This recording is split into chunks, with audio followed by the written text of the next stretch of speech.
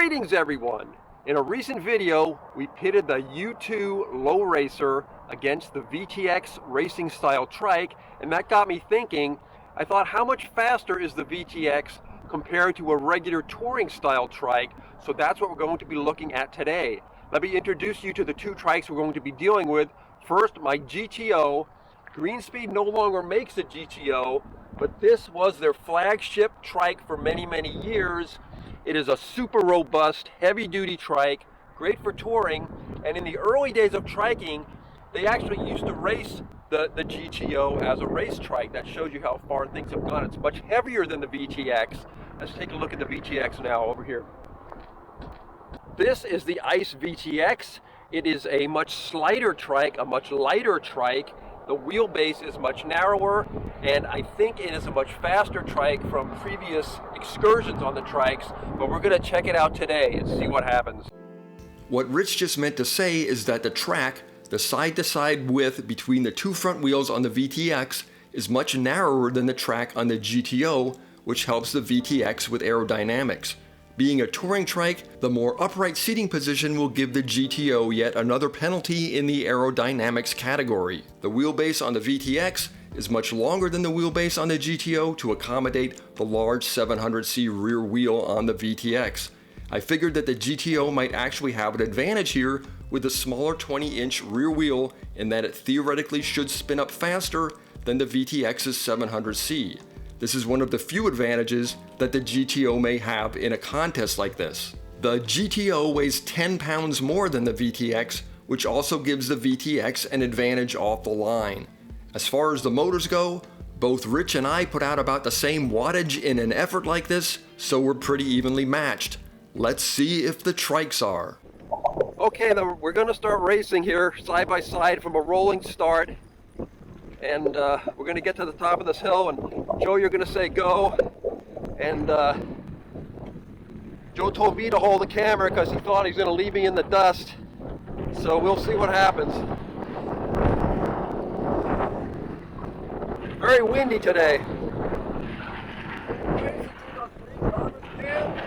What? Okay. We're racing to the green garbage cans.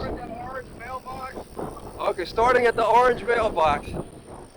Ready?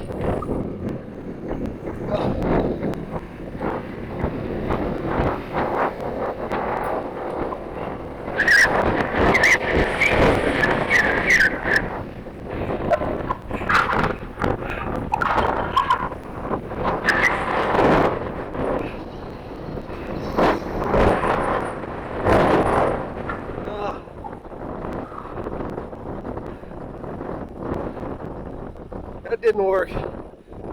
It didn't work because I was holding the camera in my hand that I shifted with, and I just spun out, so we have to try that again. Okay, we're going to try this again. I changed hands so now I can actually shift so I won't spin out. Okay, you ready, Joe? Okay, here we go.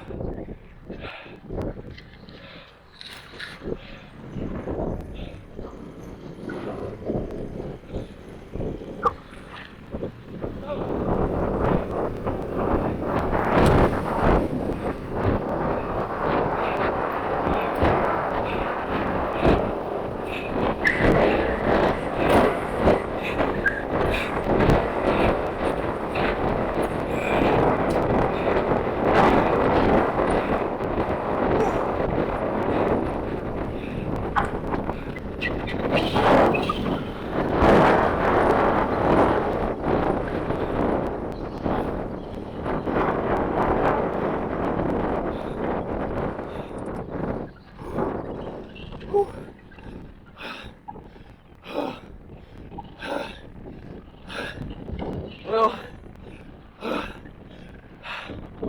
I was able to shift that time, but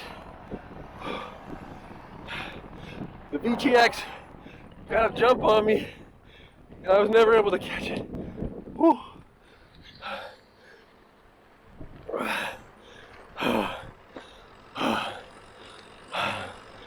Okay, now I'm gonna do it with Joe holding the camera. So we'll see if that's a detriment.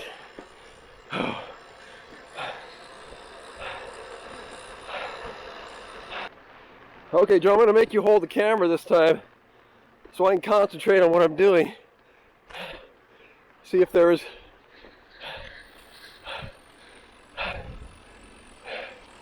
Here you go.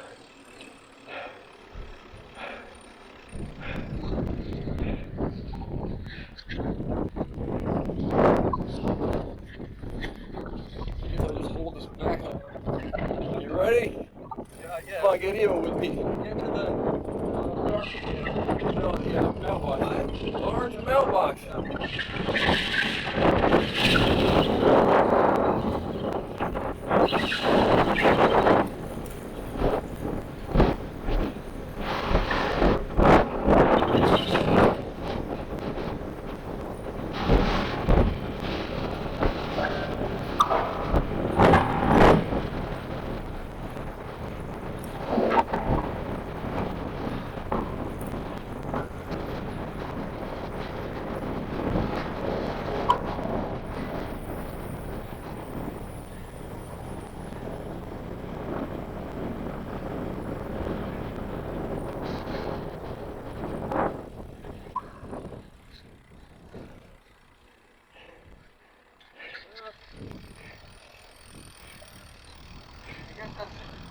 Pretty obvious. You are faster on that trike. Again, this trike is more upright, less aerodynamic, but I think that weight, when you try and pour it on, you really feel that weight. And there's a certain drag with these touring trikes you just don't get with that VTX.